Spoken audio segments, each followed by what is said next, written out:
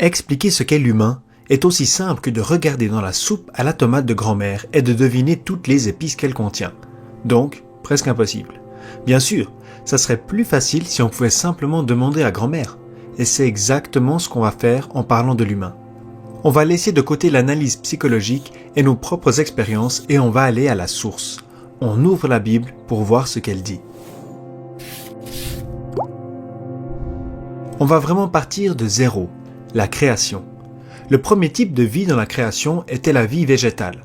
Tu peux toucher une plante, c'est donc matériel, c'est-à-dire qu'elle a un corps, et ce corps végétal vient de la terre. L'étape suivante a été celle du monde animal. Les animaux ont un corps et sont des âmes vivantes selon Genèse 1. Ils ont une circulation sanguine et le sang est l'âme. L'âme est la partie invisible de la créature qui contrôle le corps et qui, par conséquent, manifeste des besoins et des désirs physiques ainsi que des réactions émotionnelles. L'âme est la vie naturelle, où les affections et toutes les actions vitales qui distinguent les animaux de l'existence végétale ont leur siège. Elle est donc synonyme de vie et de caractère. Dans la dernière étape, l'homme a ensuite été créé à l'image de Dieu. Tout ce que ça comporte exactement n'est pas clairement défini, mais une chose est sûre, Dieu est un, et c'est très important. Le christianisme n'enseigne pas le polythéisme, Dieu est une unité, et donc l'homme est aussi une unité. Et on va garder ça à l'esprit pendant la suite de l'explication. L'homme est une unité. Pour revenir à l'image de la soupe de grand-mère, l'essentiel est qu'il s'agit d'une seule soupe, et non pas de ce qu'il y a dedans. Et pourtant, il y a de la diversité dans la divinité. Mot-clé, triunité ou trinité. La diversité dans l'unité. Ce principe existe également dans la condition humaine. Par exemple, l'homme a été créé dans une version masculine et féminine, mais l'objectif est que les deux se rejoignent et ne fassent qu'un, l'unité. Mais il y a aussi une dichotomie au sein de l'être humain individuel. Une personne extérieure et une personne intérieure. Pour mieux comprendre, on peut examiner la création de l'être humain. Voilà ce que dit Genèse 2:7. L'Éternel Dieu façonna l'homme avec la poussière de la terre. Ça veut dire que Dieu a pris la terre et a formé le corps de l'homme. L'homme est donc de toute façon déjà matière, comme les plantes. Il est un être terrestre parce qu'il a été tiré de la terre. Et c'est pour ça qu'on l'appelait Adam, qui veut dire rouge, rouge comme l'argile de la terre. Maintenant, tu pourrais penser, ouais, normal. Attends, va pas trop vite. Beaucoup de personnes ont de sérieux problèmes avec leur corps et donc ont tendance à se faire de fausses idées en disant que le corps est mauvais. Mais Dieu dans la Bible dit que le monde matériel créé, y compris le corps humain, était très bon. La naissance de Jésus souligne également le fait que le corps en lui-même n'est pas un problème. Jésus-Christ est né avec un corps, comme nous, et était sans péché. Et on voit aussi dans le monde de la résurrection, où il n'y aura plus de péché, que les gens auront un corps. Paul dit même qu'il aspire au nouveau corps, car sinon il se sentirait nu sans le corps. L'homme a donc besoin d'un corps pour être complet. Donc en résumé, le corps est la partie matérielle de l'homme, donné par Dieu, bon et essentiel à notre existence humaine. La deuxième partie de l'homme n'est pas une matière ou une substance. Dieu a insufflé dans les narines de l'homme le souffle de la vie. L'homme est donc plus qu'un simple corps. Il a une composante invisible, spirituelle, car Dieu lui a insufflé en lui un souffle, c'est-à-dire un vent, un esprit de vie. Sans cet esprit, le corps serait tout simplement sans vie, mort, comme dit Jacques 2,26. Ce sont donc les deux principales composantes de l'homme.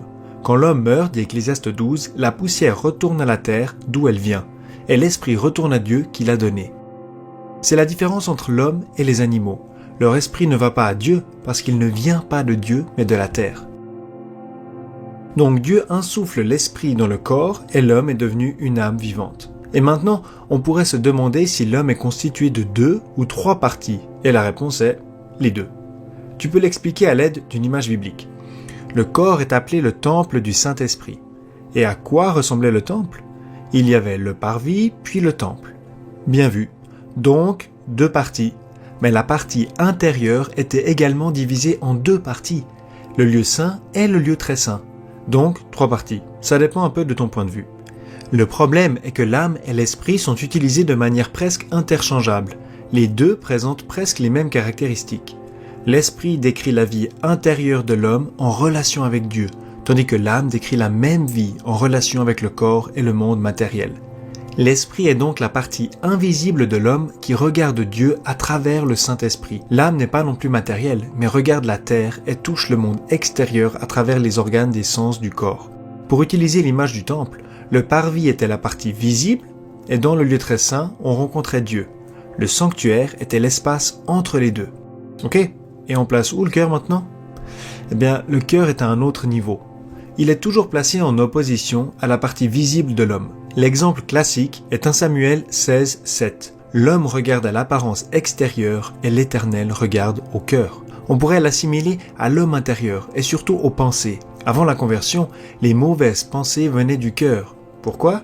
Parce que l'homme s'était détourné de Dieu dans son cœur. Mais par la grâce de Dieu, on a été sauvés et Dieu a envoyé l'Esprit de son Fils dans nos cœurs. Si le cœur est la partie intérieure de l'homme, alors la Bible nous dit que l'Esprit de Dieu se relie surtout à l'esprit humain. Tout comme les époux deviennent une seule chair physiquement, le croyant devient un seul esprit avec le Seigneur. Vient maintenant la question primordiale. Quel est mon je? Quel est mon ego? Quelle est mon identité? Le cœur est probablement la chose la plus proche de l'ego. Le moi de l'homme n'est ni l'esprit, ni l'âme, ni le corps. Pourquoi? Parce que toutes ces choses peuvent être distinguées du je. Mais le je n'est pas en dehors de l'esprit, de l'âme ou du corps, mais au centre de toutes ces composantes de l'être humain. C'est le centre de la personnalité. Comme le centre d'un cercle. Ce n'est pas un point sur sa circonférence, mais sans la circonférence, le je n'existerait pas. Et ce je est ce que Paul considère comme complètement nouveau dans Romains 7.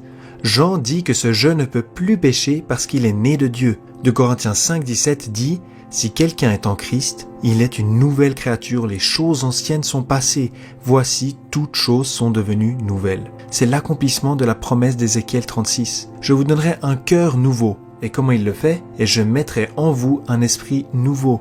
C'est mon esprit que je mettrai en vous. Ainsi je vous ferai suivre mes prescriptions, garder et respecter mes règles. » En tant que chrétien, tu as un nouveau cœur indivisible, exactement ce que Dieu voulait dans l'Ancien Testament. Comment est-ce possible que le chrétien puisse encore pécher? Alors maintenant, l'apôtre Paul regarde son « je » dans Romains 7 et voit d'abord l'homme extérieur, la partie matérielle. Et il ne peut pas résoudre le problème à ce niveau. La soupe n'a pas bon goût et il semble que tout ce qu'elle contient soit mauvais. Il regarde donc les ingrédients. La loi est son outil pour identifier d'où vient le problème. La loi lui montre la différence entre ses désirs et ses actions. D'où viennent tes désirs? Exactement, du cœur de l'homme intérieur. Le je veux la bonne chose. Selon l'homme intérieur, il est satisfait de la loi de Dieu. Et avec quoi est-ce que tu fais les choses?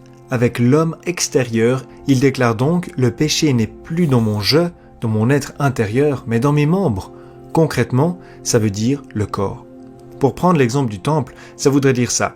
Le péché est toujours dans le parvis, mais plus dans le sanctuaire. Et l'identité du chrétien sur terre n'est pas définie par sa chair, mais par l'esprit. Paul dit en Romains 8, 9 que vous n'êtes pas dans la chair, mais dans l'esprit. L'être intérieur est renouvelé par le Saint-Esprit et le corps sera bientôt racheté.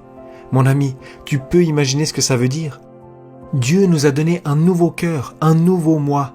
Tout est nouveau. Nous sommes dans le Christ et il n'y a pas de condamnation pour ceux qui sont en Jésus-Christ. J'espère que cette vidéo t'a aidé à mieux comprendre de quoi nous sommes faits. Ma prière est que tu trouves ton identité biblique et que tu sois prêt à devenir ce que tu es déjà.